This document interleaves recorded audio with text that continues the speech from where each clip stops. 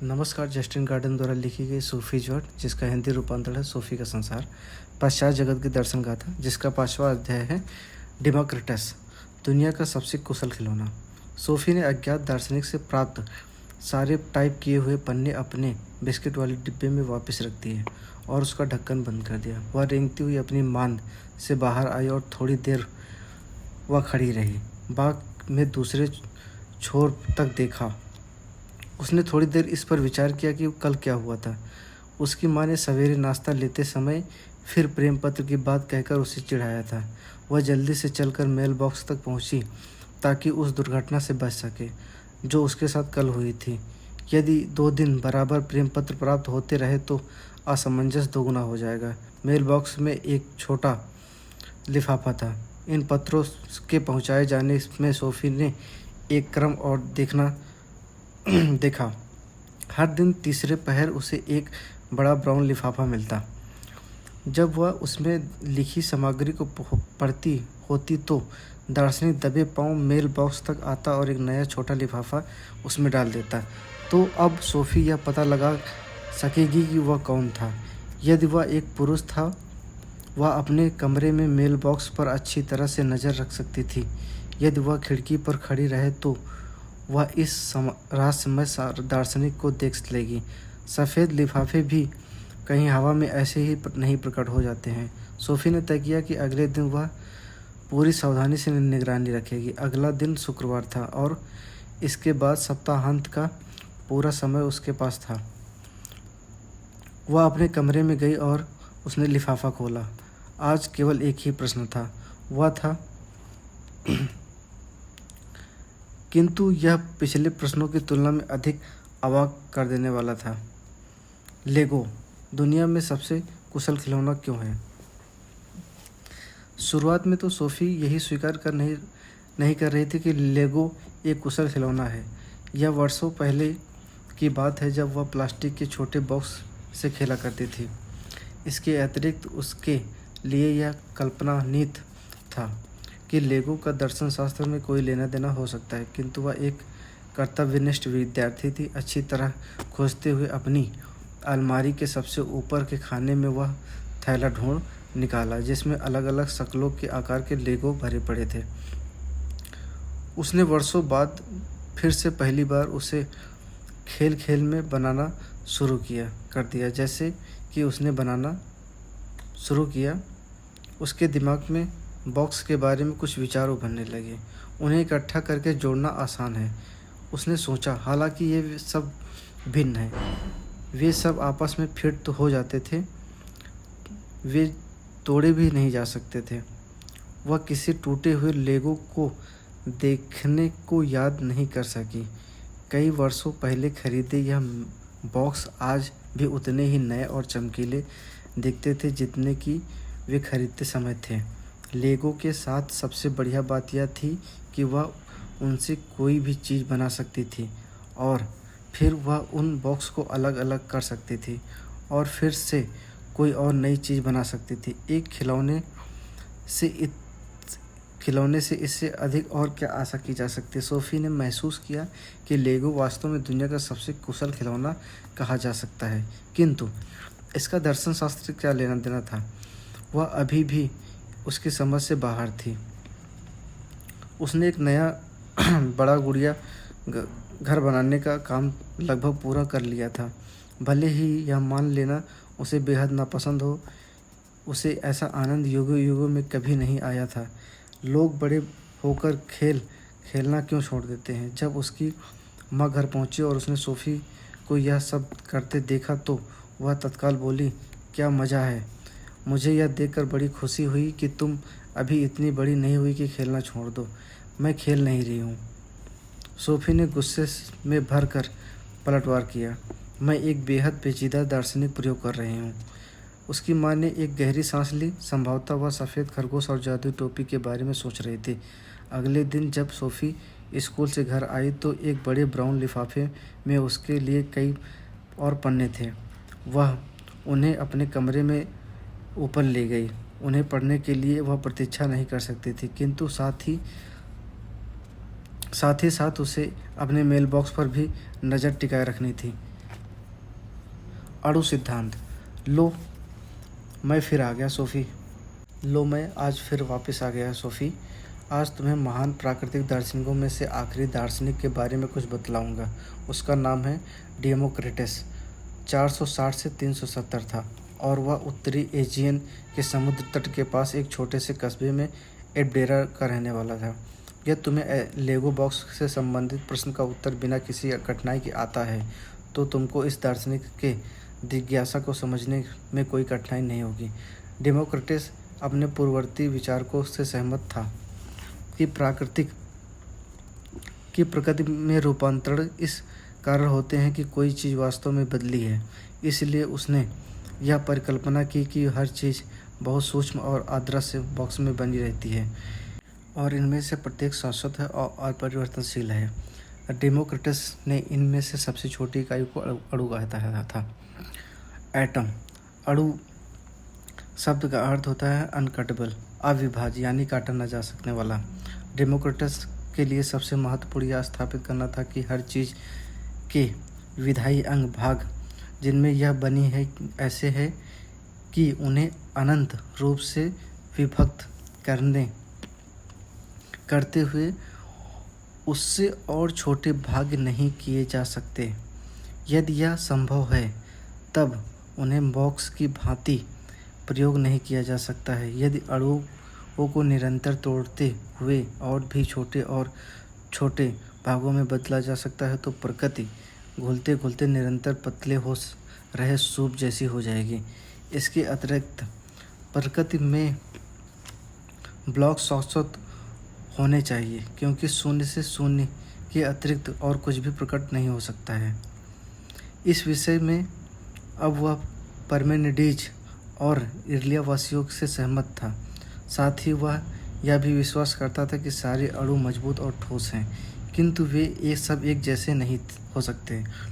यदि सारे अणु एक जैसे होते तो इस बात का कोई संतोषप्रद स्पष्टीकरण नहीं मिल सकता था कि वे कैसे इकट्ठे होकर मिलते हैं और पपीज तथा जैतून के पेड़ों से लेकर बकरी की खाल और मानवीय बाल तक भी बनाते हैं।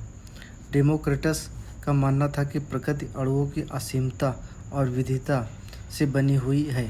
इनमें कुछ गोल और चिकने थे, अन्य ऊबड़ खाबड़ और विषम थे और उनके इस प्रकार एक दूसरे के भिन्न होने के कारण वे आपस में मिलकर विभिन्न प्रकार की चीज़ों एवं रूपाकार बनाते थे। किंतु संख्या और रूप में वे कितने भी असीम क्यों ना हो, वे सब शाश्वत और अपरिवर्तनशील और अविभाज्य हैं। जब एक देह उदाहरण के लिए एक जानवर या पेड़ मर जाती है और विखंडित हो जाती है तो अणु अलग अलग हो जाते हैं और उनका उपयोग नई देह बनाने के लिए किया जा सकता है। अणु रिक्त स्थान में घूमते रहते हैं किंतु उनमें हुक और कांटे होने के कारण वे आपस में मिलकर एक होकर उन सब चीज़ों को बनाते हैं जिन्हें हम अपने चारों ओर देखते हैं। अब तुमने देख लिया होगा कि मेरा लेगो बॉक्स से क्या अभिप्राय था। उनमें लगभग वे सारे गुण लक्षण और जिन्हें डेमोक्रिटस अणुओं में देखता था और इसी प्रकार उनमें चीज़ें बनाने में मज़ा आता है। सर्वप्रथम तो वे अविभाज्य हैं, फिर उनकी शक्लें और कद अलग अलग हैं, वे ठोस और अविभेद हैं, उनमें हुक और कांटे होते हैं। यदि उन्हें जोड़ा जा सके और उनमें हर संभव चीज़ बनाई जा सके, इन जोड़ों को बाद में तोड़ा भी जा सकता है ताकि फिर उन्हें मेल बॉक्स में नई आकृतियों को बनाया जा सके। लेगो की लोकप्रियता मुख्य कारण यह है कि उन्हें बार बार प्रयोग किया जा सकता है और कोई भी एक लेगो ब्लॉक आज एक ट्रक का भाग और कल एक महल का भाग हो सकता है। हम यह भी कह सकते हैं कि लेगो बॉक्स शाश्वत है। बच्चे आज उन्हीं बॉक्स से खेल सकते हैं जिनसे कल उनके माता पिता अपनी छोटी उम्र में खेलते थे। हमें चीज़ें मिट्टी से भी बना सकते हैं किंतु मिट्टी को बार बार प्रयोग नहीं किया जा सकता है क्योंकि इसे तोड़कर इसके छोटे छोटे टुकड़े बनाए जा सकते हैं। इन छोटे छोटे टुकड़ों को कोई दूसरी चीज़ बनाने के लिए फिर कभी जोड़ा नहीं जा सकता है। आज यह हम सिद्ध कर सकते हैं कि डेमोक्रिटस का अणु सिद्धांत मोटा मोटी ठीक था। प्रकृति वास्तव में विभिन्न अणुओं से बनी है जो मिलकर एक हो जाते हैं और फिर अलग अलग हो जाते हैं। संभवतः मेरी नाक के एक किनारे की कोशिका में एक उज्ज्वल अणु एक समय एक हाथी के सूंड का भाग था।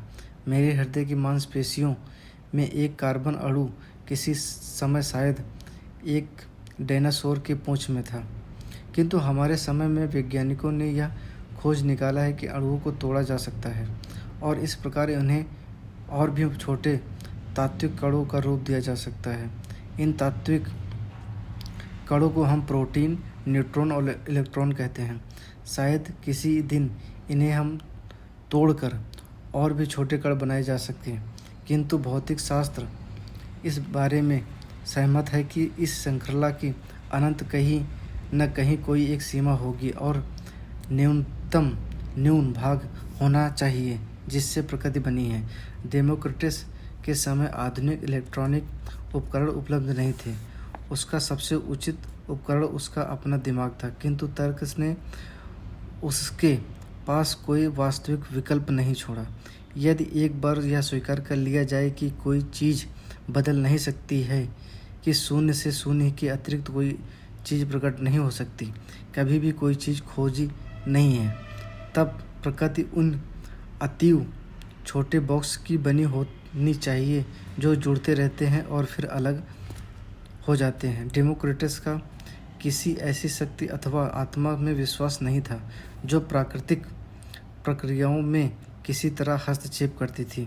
उसका विश्वास था कि अस्तित्ववान केवल अणु और शून्यता अथवा खालीपन है। चूँकि उसका विश्वास भौतिक वस्तुओं के अतिरिक्त और किसी चीज़ में नहीं था, हम उसे भौतिकवादी कहते हैं। डेमोक्रिटस के अनुसार अणुओं की गतिशीलता में कोई सचेतन डिजाइन योजना नहीं है। प्रकृति में हर चीज़ बिल्कुल यंत्रवत होती है। इसका यह अर्थ है कि हर चीज़ बेतरतीब या अनियमित ढंग से होती है, क्योंकि हर चीज़ असंभावी रूप से आवश्यकता के नियमों का पालन करती है। हर चीज़ जो होती है उसका कोई प्राकृतिक के कारण होता है, एक ऐसा कारण जो स्वयं उस चीज़ में निहित है।